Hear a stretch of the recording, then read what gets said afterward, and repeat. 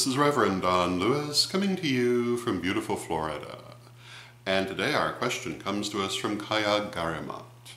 And Kuyog has this question. What should a person do who wishes to investigate Wicca, but is having difficulty because of the religion they were raised in this case, Roman Catholicism, and because this is causing them a sense of guilt in studying other religions? And my answer to this is that it comes down to a matter of personal agency. You must make the choice of whether you do or do not wish to do this. I can give you a number of answers for how to work with that guilt within a metaphysical framework, but you must first be willing to enter that metaphysical framework.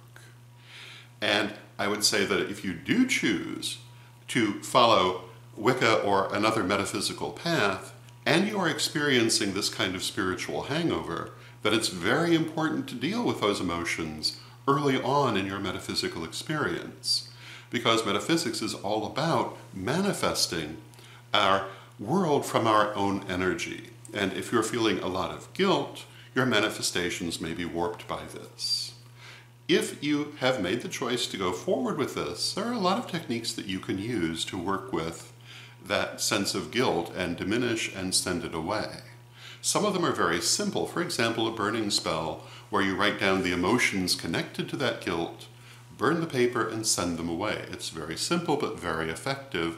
And to me, a burning is an archetypal example of what a spell is all about. It works with your higher self, but bypasses your thinking mind, and therefore is very effective.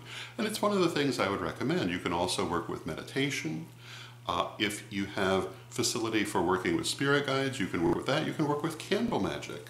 There are all kinds of different spells that can be used, and these come under the heading of shadow work. The shadow basically are the things that you have rejected within yourself or are not conscious of, or which otherwise are cut off from your ordinary thinking mind, such as an unconscious sense of guilt.